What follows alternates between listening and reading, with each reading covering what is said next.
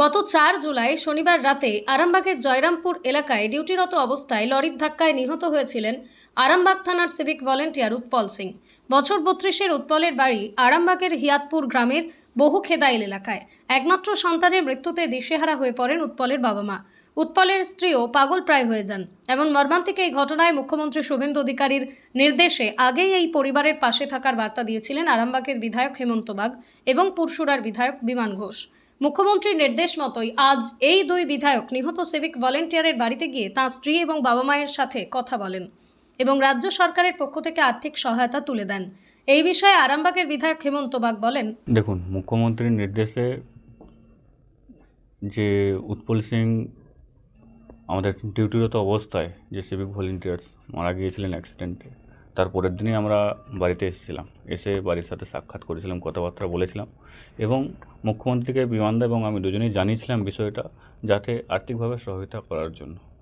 আর্থিকভাবে আজকে গতকাল আমাদের কাছে খবর আসে এবং আজকে বিমানদা, আমি, আমাদের বিডিও সাহেব, আমাদের আরও আদার্স যারা অফিসার আছেন, আমাদের হরিণখোলা ক্যাম্পের যিনি ইনচার্জ আছেন তিনাকে সাথে করে নিয়ে আজকে আমরা মুখ্যমন্ত্রীর নির্দেশে, ওনার নির্দেশ মতো যে আর্থিক সহায়তা পাঠিয়েছিলেন সেই আর্থিক সহায়তা করার জন্য চেক ওনার হাতে তুলে দেওয়ার জন্য আমরা এখানে এসেছি। শুধু আর্থিকভাবে সহায়তাই নয়, আমরা ব্যক্তিগতভাবে এসপি সাহেবের সঙ্গে কথা বলেছি, আইসি সাহেবের সঙ্গে কথা হয়েছে। ওনার পরিবারকে যাতে আগামী দিনে যাতে কোনো কাজকর্মের সাথে যুক্ত করা যায় সে বিষয়ে আমাদেরকে আশ্বাস দিয়েছে এবং কথাও হয়েছে। এবং পুরসুরার বিধায়ক বিমান ঘোষ বলেন, কিভাবে পাশে থাকবেন?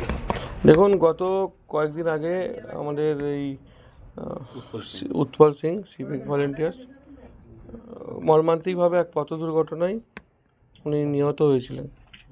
তারপরে আমি এবং আমার আরামবাগের বিধায়ক আমরা এখানে এসেছিলাম, এসে সাময়িকভাবে ওনাদের সঙ্গে দেখা করে গেছিলাম এবং আমাদের মাননীয় মুখ্যমন্ত্রীকেও এই পুরো বিষয়ে আমরা জানিয়েছিলাম।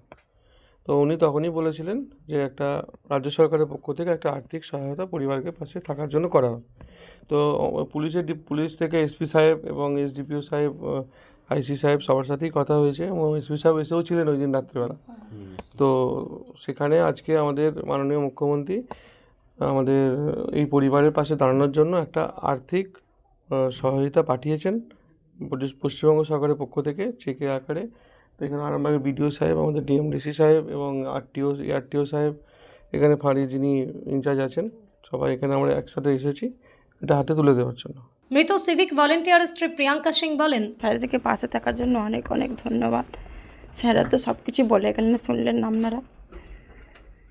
আরও কিছু দরকার পরিস্থিতি যদি কিছু হয়, স্যাররা তো বললেন পাশে থাকবে। আর কি বলবো? বাচ্চা কিসে পড়ছে? বাচ্চা এখন এই নার্সারি 1-এ পড়ছে। বললো তো বাচ্চাটাও দেখবে ভবিষ্যতে। চাকরির কিছু বিষয় বললেন? হ্যাঁ, বললো তো যে যে চাকরিটা দেখছি, যেহেতু ডিউটি অবস্থায় যেহেতু হয়েছিল সেহেতু সেটার ব্যাপারে স্যাররা কথা বলবেন বললো। অন্যদিকে উৎপলের বাবা লালমোহন সিং বলেন, কি বলবো বলুন, বৌমা যদি থাকে, যদি আমাদেরকে দেখে তবেই আমাদের মঙ্গল, না হলে আমাদের যা যাবার আমাদের চলে গেছে, আর আমাদের কিছু করার নেই, আর কিছু আমাদের বলার বক্তব্য কিছু নেই। এই হচ্ছে, হ্যাঁ, এইটাই হচ্ছে, আমরা এই আশাটাই চাইছি যে যাতে ও ভবিষ্যতে আমাদেরকে দেখে। হ্যাঁ, অল্প বয়স বৌমা হয়তো পরবর্তীকালে কিছু করতে পারে, সেটাও তো আমরা বারণ করতে পারবো না। মানে আশা নেই বা কিছু বুঝতে পারছি না, সেটা কি করে বলবো বলুন, সেটা একমাত্র বৌমাই জানবে, তাছাড়া আমরা কি করে বুঝবো, কি করে জানবো বলুন? কত বছর আগে বিয়ে হয়েছিল? 5-6 বছর নয়। হ্যাঁ, আমরা তো আগে বলছি না যে বৌমা আমাদের এখান থেকে চলে যাক কি যাক, বৌমা আমাদের থেকে আমাদেরকে নিয়ে যাতে থাকতে চায় সেইটাই আমি আশা রাখবো সবার কাছে। এইটাই হচ্ছে আমার বক্তব্য। হ্যাঁ, একটাই ছেলে আমার, যেসব আছে ওই সব পাবে, ওই দেখবে।